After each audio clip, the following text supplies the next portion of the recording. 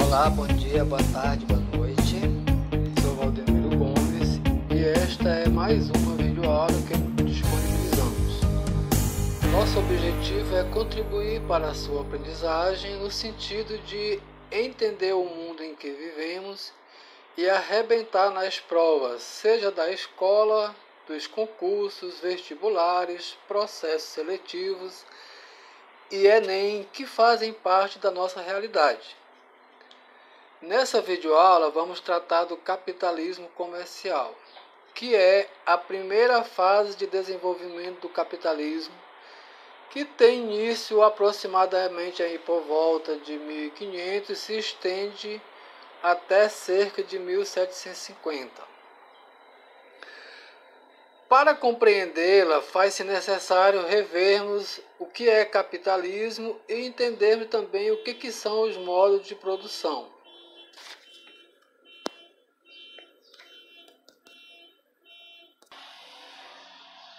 Em cada contexto histórico, a sociedade ela dispõe de um conjunto de técnicas e tecnologias através das quais ela se apropria da natureza, produz riqueza, se apropria da riqueza. E dessa relação de produção originam-se inúmeras relações sociais. Vamos entender tudo isso como sendo os modos de produção. Você já estudou, já ouviu falar em escravismo, feudalismo, capitalismo, socialismo. Então, esses são exemplos de modo de produção. Em se tratando de capitalismo, quais as principais características desse sistema?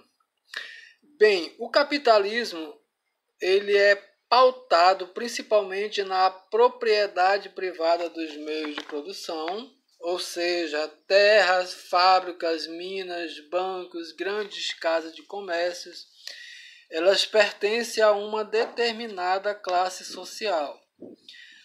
A sociedade é dividida em classes, onde existem várias classes, mas as duas classes principais são a burguesia, também chamada de capitalistas, e o proletariado, que são os operários. É uma economia de mercado. Tudo no capitalismo tende a se tornar mercadoria. Em tese, o preço das mercadorias, inclusive a capacidade produtiva do trabalhador, ela depende da lei da oferta e da procura. Ou seja, aquilo que tem muito no mercado vale pouco, aquilo que tem pouco vale muito. Aí a gente entende por que o salário é mínimo. Uma outra característica do capitalismo é o trabalho assalariado. E no capitalismo, o objetivo da produção, no caso das empresas capitalistas, da burguesia, o objetivo principal é o lucro. Quando o capitalismo se inicia, então, quando se origina o capitalismo? Algumas práticas que possibilitaram o surgimento desse sistema, elas têm origem ainda no século XII, XIII, quando o feudalismo na Europa já estava dando sinal de decadência. Mas somente a partir do final do século XV, início do século XVI, com as grandes navegações, é que o capitalismo passa a se expandir, passa a produzir um espaço para além da Europa. É a partir daí que ele começa a fase de expansão, que a gente vai chamar aqui de fases de desenvolvimento do capitalismo. Nesse caso, no capitalismo comercial, a gente está analisando a primeira fase de desenvolvimento.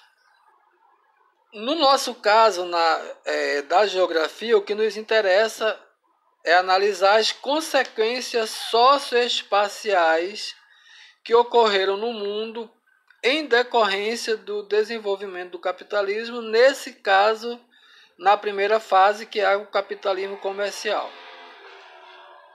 Mas antes disso, a gente tem que fazer algumas indagações, e isso é muito interessante para quando você quer aprimorar a sua aprendizagem. Nós temos que nos perguntar o porquê das coisas. Por que os europeus foram obrigados a se aventurar em direção ao oeste, na tentativa de alcançar o Oriente, se eles sempre tiveram acesso à Ásia através de rotas em direção leste?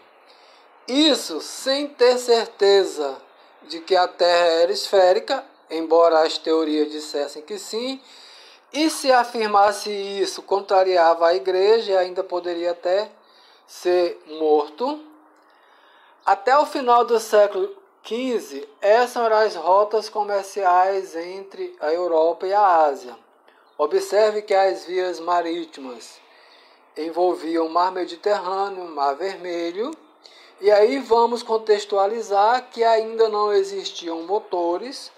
Os transportes, quando feitos por vias aquáticas, eram embarcações rudimentares, a remo ou a vela, e se por via terrestres, através do lombo de animais. Tem-se aí o Velho Mundo, norte da África, parte da Ásia e da Europa, que era até então o mundo conhecido pelos europeus.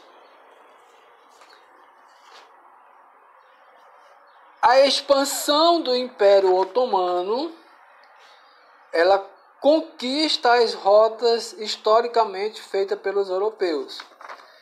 Quando ocorreu a conquista de Constantinopla, atual Istambul, na Turquia, em meados do século XV, os europeus não tiveram outra alternativa a não ser buscar uma nova rota, nesse caso via Atlântico. A expansão do Império Otomano significa o avanço do islamismo. Então, além de uma questão comercial, você tem aí agora uma questão, um choque cultural, uma vez que a Europa é cristã. Com essa mudança de rotas comerciais, as cidades italianas elas deixam de ser o centro comercial da região e não por acaso a posição geográfica da Espanha, de Portugal e Inglaterra os torna os novos donos do mundo. Quais as principais consequências socioespaciais decorrentes das grandes navegações? Invasão e colonização da América, chamada de Novo Mundo. Extermínio de milhões de indígenas aqui no Novo Mundo. Escravização do africano negro na América. Implantação das plantations, isso no sul dos Estados Unidos e na América Latina.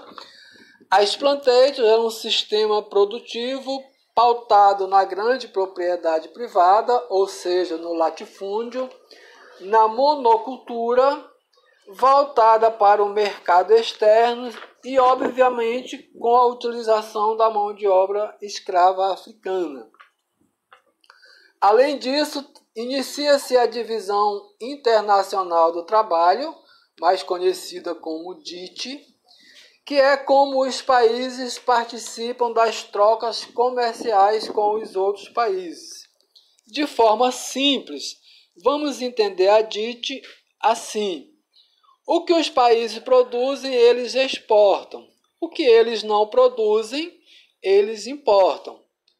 Porém, os espaços perderam a autonomia. Eles não vão produzir aquilo que eles querem, eles passam a produzir aquilo que fica determinado pelas grandes potências.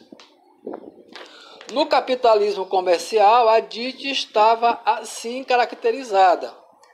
As metrópoles da Europa vendiam produtos manufaturados para as colônias e estas exportavam metais preciosos, gêneros alimentícios, matérias-primas e, no caso da África, exportava também mão de obra escrava, mas nesse contexto uma mercadoria. Da maneira como os países participam da DIT, eles podem acumular riqueza ou dívidas. Como historicamente as colônias exportavam produtos de menor valor no mercado, elas se tornaram nos países subdesenvolvidos de hoje. Chegamos ao fim de mais uma videoaula, esperamos ter contribuído. Se você gostou, deixa aí o seu joinha, compartilhe com os colegas, participe nos comentários com críticas e ou sugestões e muito obrigado.